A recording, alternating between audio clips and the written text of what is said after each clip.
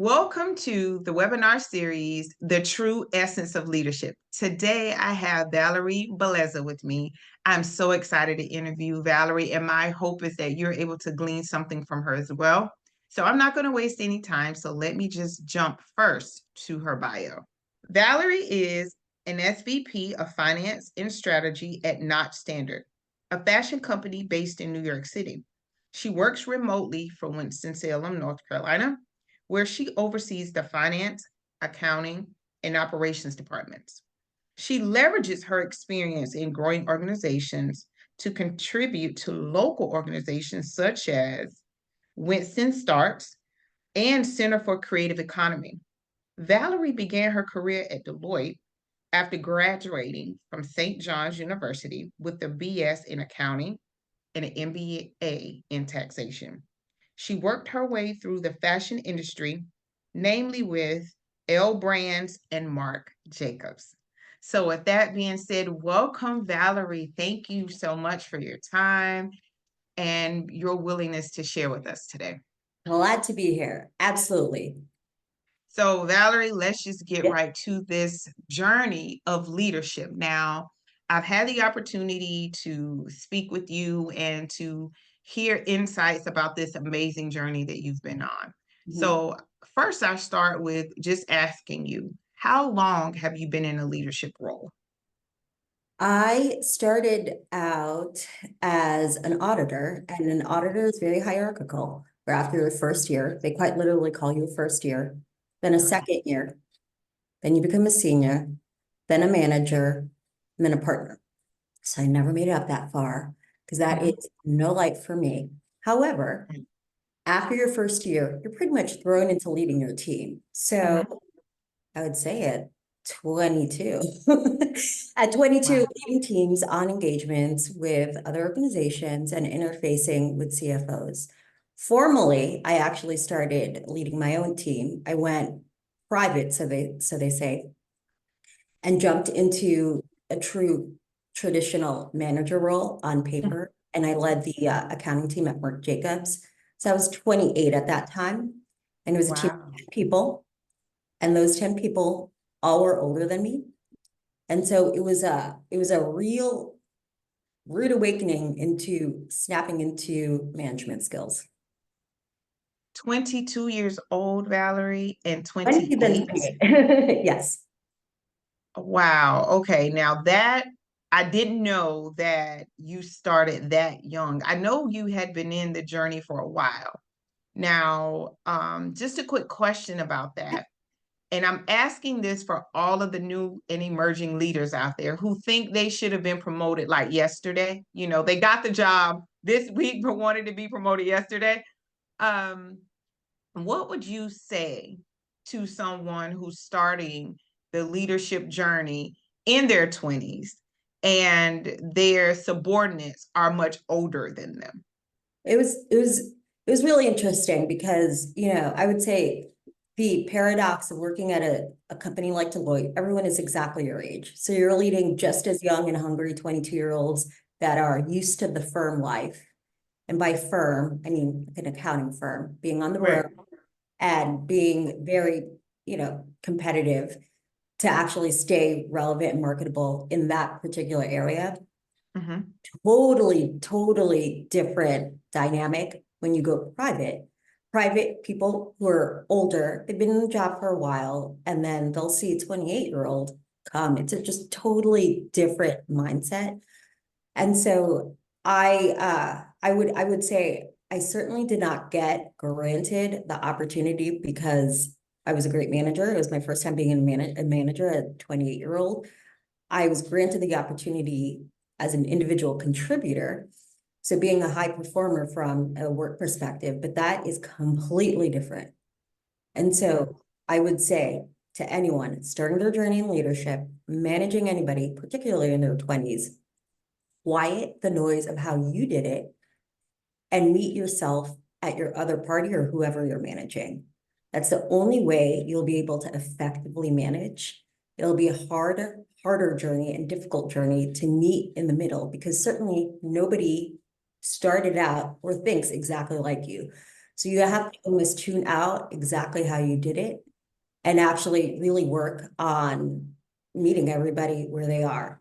And the one thing that really put an underscore to that thinking for myself was actually taking management classes. So I had the good fortune within that company. Marc Jacobs was under LVMH, which is Louis Vuitton Moet Hennessy, and they offered fantastic management classes. So I took several management classes where we essentially labeled employees and their working styles and how to manage each. And so at that time, I would call myself a player coach, where you do lead by example, but make it interactive. Don't tell, but ask and lead them to where we hope they are or want to be. Well, Valerie, that I want to say is very insightful because it sounds like the company where, well, I think it was Marc Jacobs, right? Marc Jacobs definitely positioned you to soar in your leadership journey. And I'll just toss this out there. Like only 5% of organizations have leadership programs that scale at all levels. Yeah. So for you to be that young and in that position to take advantage of that training was an awesome position to be in. And it also proves that when I have sessions with new and emerging leaders, they're like, Demetra, I should be promoted. I don't know why I'm being overlooked for the role, not realizing that those skill sets need to be honed in, which is why you were in the training classes. Yes, absolutely. Absolutely. And I think that's so hard for them. And I mean, I can say for me, I thought I should have been promoted 5 times by the time I got promoted because we don't know what we don't know. Exactly. Yeah, yeah. So definitely thank you for sharing that. And I'll ask you this too. Now that you are, at your current firm, right? When you think about like your I guess it would be metrics for success, like, and these are personal metrics, not like KPIs for your job. How do you measure your success as being a leader?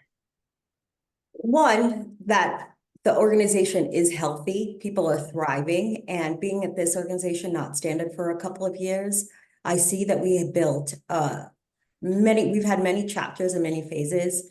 We've survived COVID. We've weathered many storms. It was a growing company. So we've had many different types of investors. And with that, being here for as many years as I have, which is more than one handful, I've been able to see families grow, livelihoods blossom, people move from people starting out as single, getting married, and then getting their own house. It's a beautiful thing to watch as the person that's the head of Right.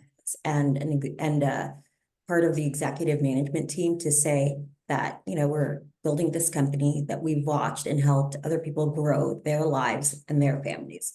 So that I would say is number one. Number two, on a personal note, people that have been on my teams that end up leaving me. That's a weird thing to say, but my hope is that they grow and they're able to get other opportunities, better opportunities for themselves personally. And to watch people on my team grow and able to double their salaries has been fantastic. So I actually am so proud, couldn't be more proud that I've had people start right out of college working for me and then go on to bigger and different and more advanced opportunities. That's just a wonderful sentiment to how they developed on this team. Right. That's pretty awesome. The other thing I want to ask you is how do you go about, because you hit on it just now, empowering those people to go to those next roles, or maybe they, went somewhere else to another firm to work. Like, what's that like on your day to day to coach, mentor Yeah. and, develop those people? Yeah. So there's a high fitness component. It's so funny because I'm on the CFO pod and I talk to a bunch of the other guys. They are guys, and they, one of the discussion points we had is how often, a lot of us work remotely, do you meet with your team? Some of them meet with their team members, people on their team once a week. That's not me. I meet with my team at least once a day, if not several. So we have several interaction points a day. Being an effective and available manager requires a lot of fitness. So you have to pour a lot of attention. And so I will distill this down. The very principle that I follow is a well-known basketball coach from UCLA. Started out very simply, and he would coach his teams on how they should tie their shoe. It's a very laughable statement. Right. The parable goes, he would start teaching everybody, even if they're star athletes, how they should tie their shoe. And that's a principle that I adhere to. Start very simply, very, very core of your foundation, because we all come from different places. We all have different levels of career exposure, education. To start at the same baseline, at least I know there's a foundation built from there. Then, and this is anybody that just joins my team, I kind of spread this along. So whether it's the finance team or operations team or my one accounting person, roll out on top of that different mediums that I suggest every single day, so that we know that on a daily basis that you're constantly staying current with the times. Then I've sprinkled on what I call ways of working. And ways of working is just really highlighting things that you need in general for your teams to run. And so I really spell that out every single day. And along the way, I would say, it's good to have inflection points, even though I talk to my teams all the time, to really give really meaningful feedback, like really observe really meaningful feedback. And the catalyst to all of this is you really have to have a lot of energy and fitness to really keep track of your teams every single day, to make sure that they're, one, not just doing the job, but really improving to where you hope they are. So it takes a lot of energy, but once, you develop the infrastructure, it's actually becomes quite easy, because they become so great. You're no longer even really managing them. Right, right, right. Valerie, that was absolutely great. Thank you so much for sharing that, because there's so many leaders that wrestle with how to, empower, so to speak, passing the baton to that next person for them to develop. So that's awesome that you found a process that you can use daily, and it has, of course, been proven by, athletes, but that you're able to adapt that to your everyday. Now, this one specifically for you, I'm quite sure you've encountered challenges or, obstacles on your journey. What was that journey like for you to bounce back? And let me preface why I asked you that. Because most people, when they think of women in leadership roles, Valerie, even the ones that I coach on a daily, people see them as the buttoned up Valerie, the one that does the presentations, the one who, is all suited and, at the board meetings and so forth. They don't realize that Valerie was in those leadership development classes. They don't realize that Valerie may have had challenges. And it's like some people are saying, well, I can't relate to her. She doesn't have the same journey or didn't have the same obstacles I had. When in all actuality, we all have them. So is there any, challenges you could share, or how you were not well, challenges and how you were able to like bounce back to be the Valerie Bleza that's at Not Standard today? I'm living it right now. Let me tell you, you don't even know the night I had. So we are going through a deal, and we're on the final stages of closing this deal. I'm dealing with the other parties, investment bankers, their legal team, their finance team, and their CEO. All of those people are interacting with me. And so it is a challenge every single day. I think I actually almost thinking that they're trying to see if they could tire me out. And so I did get an email last night where I would, to be perfectly honest, probably 10 years ago would have probably eaten my computer. Like, this is the most ridiculous ask. But it takes a lot of emotional energy, and I've just found that it's just not productive to get irritated. And so I responded as graciously as possible, just simply answering, reiterating, or reattaching everything and really spelling this out. Mind you, this is a senior executive, so there's essentially no excuse for missing a very obvious point to a very critical moment in the deal. Right. And my CEO responded like a little bit later, 110% gracious win. Fantastic. And I think this is a very real-time relevant. There's a recency bias to this particular example because this is just one of many. And I think the challenge really aren't those little moments. It's really the stamina to keep going because I do have a day job aside from just dealing with the deal. And Right. how I would recommend weathering these moments, aside from all that, I also have a personal life. So I have people and family members to attend to. It is truly, truly hard to compartmentalize because you could walk into dinner and, everyone wants you to be fun and jovial, but you're so irritated about how these lawyers are asking the same things over and over again. It is hard to compartmentalize, but I Mhm. really, and this is an exercise, the brain and your emotions are a muscle, really exercise quieting that because it's just not productive. And I'm not saying I'm great at it. It is a continuous work in process, but in order to get as much done and stay as positive and really just throw as much effort as I possibly can to every challenge in front of me, I have to quiet that noise. And that's something I constantly work on. Right. And, thank you for sharing that too, Yeah. because what I've seen happen is, to your point, those thoughts just kind of take you down this journey Yeah. of not being productive, and you get absolutely nothing done. And then it impacts your mood. To your point, you have family members and other people, friends, for goodness sake, that might want to do dinner with you. And you're showing up to dinner frustrated about a meeting or an email that didn't add any value to any of your relationships. So thank you for sharing that. You don't know how many people, Valerie, I think that tidbit there would help, because the spiraling, as I call it, Right. is real, and it happens to people all the time. Yeah, it's All a the very, time. very human, it's a very, very part of human nature. Yeah, yeah.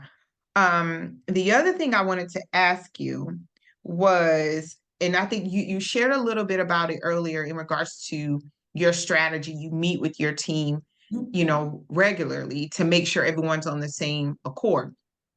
How has it been for you to get them to collaborate, to move forward on the projects that you're talking about? Because there's a lot of people in leadership who have problems getting everyone on the same accord with the hybrid work environments and so Yeah. forth. How has that been for you? This is a common topic. So this is actually something I was in this CFO conference in December, and just so happens finance roles that I'm in part of are either remote or hybrid. And so Mhm. still in age gaps, there's the Generation Z, there's millennial, Right. there's there's there are a lot of different dynamics that we're working in this day and age. And so I again will say that this is a lot of fitness, working through the different mediums, trying very different things. So I'd send emails. I started out in 2020 first, sending emails thinking, okay, this would be a great medium. Everyone uses Slack now. It's a lot more interactive. So I rely heavily on Slack. And then there Mhm. are etiquette highlights that I've really honed in on the team. And it just so happens that my operations team are across 8 different locations. So I've trained my operations manager to train her team to really not think about the basics. And so we have certain Slack etiquette, how to respond timely, look, if we're asking something, make sure that you respond timely. So that at a minimum, those little points you don't have to think about.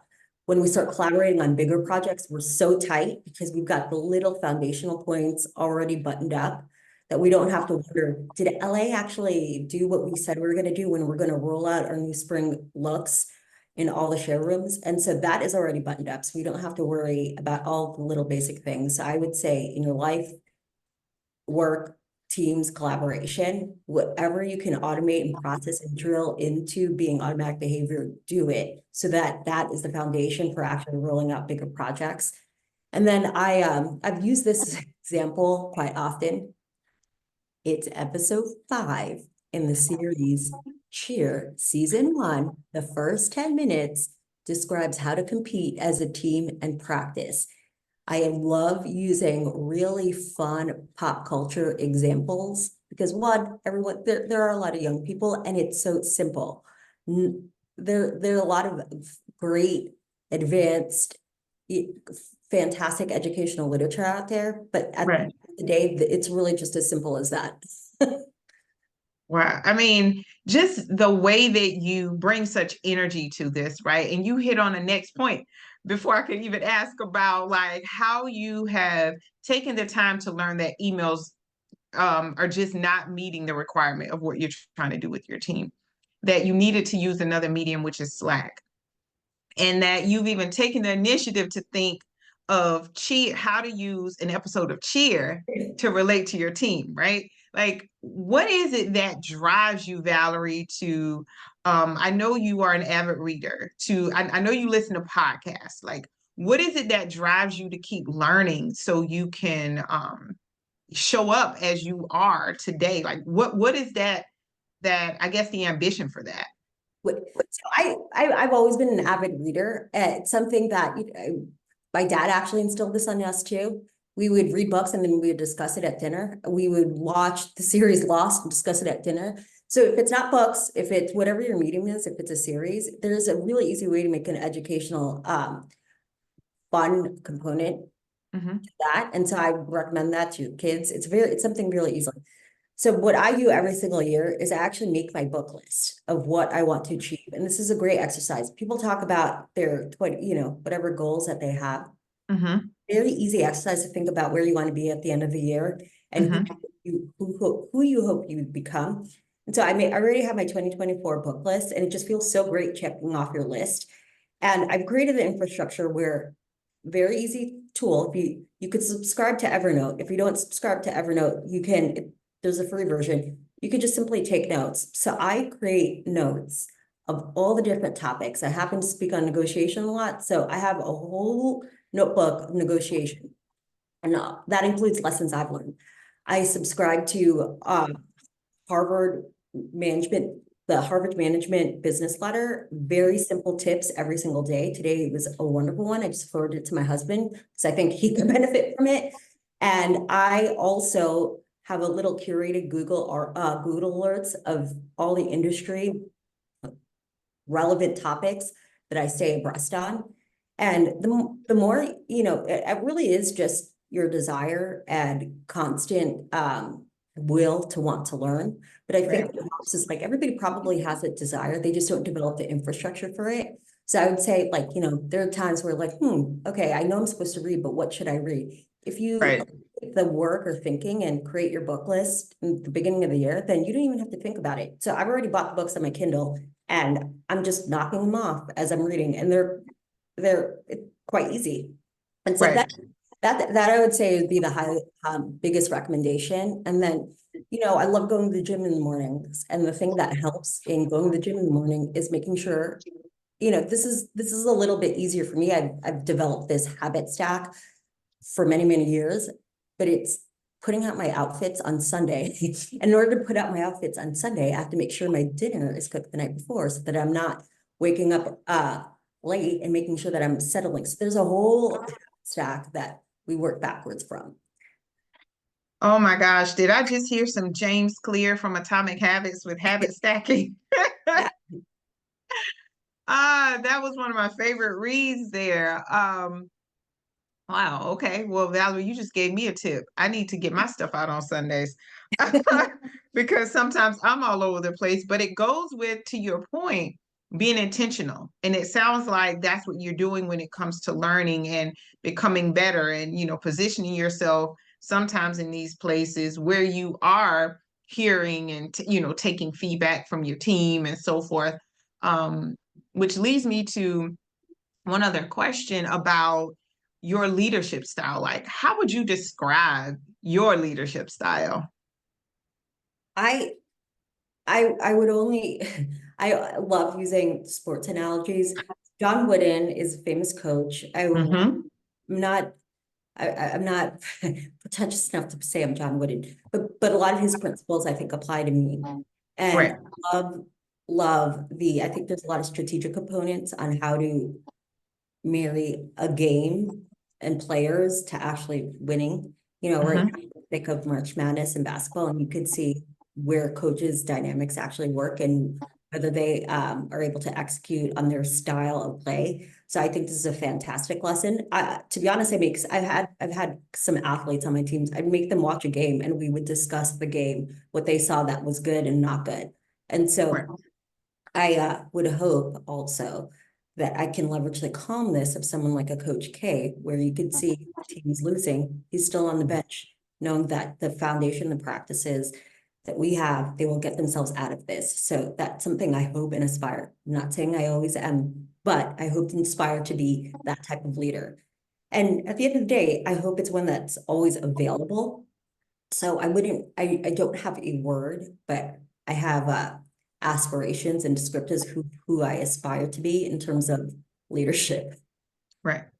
Right. Well, as you sum that up beautifully, and it brings me to my final question as we begin to wrap up this interview is, Valerie, if you don't mind sharing a win, like your last big win that you and your team had, and what was that like for you at the end of it? If that makes sense. All the challenges, all the sweat equity that went into it, and then you're like, we did it. Yeah, I have so different wins for different teams. The watching my operations manager with her team, she's got a big team underneath her. Watching her execute flawlessly, not get upset by other teams when they criticize or pick on something, and she's able to onboard people very quickly. But to watch her during this past year and have her get nominated actually as the corporate employee of the year is just wonderful. And then from finance team, we've closed a couple deals in the past 2 years. It is not easy. We're a small organization. We are battling giants. We are battling Nordstrom with our own tiny, small fleet. And to be able to battle bigger giants than us is just a wonderful feeling because we know we've earned every ounce of that partnership. Wow, those are, I didn't even think about that until you just said like not standard than the Nordstrom. That is a giant. And Yeah. with that being said, for you to have your team work, as some call it, as a well-oiled machine, so to speak, right? We all need our fine tuning, but to have them work as flawless as you described, in my opinion, I think you are a woman of leadership who is history in the making in the industry. So thank you so much for your time today. It has been amazing to sit here and speak with you and learn more about you, and just thank you for sharing tips with the audience. And my hope is that they were able to glean something from it and see that, granted, you are very successful in your space, but you are a leader beyond the title. You're a leader beyond what people use now, the hashtags boss chick, I'm making boss moves. You are way beyond that. You're actually navigating a team and leading them, of course, and they're all over all in different places. You have a vision for them. You've been able to communicate that and adapt ways to meet them where they are, and you have been able to empower them. And that seems to be where your wins come from and what makes you embody the essence of leadership. So thank you so much. I appreciate you, and I look forward to staying connected. Thank you.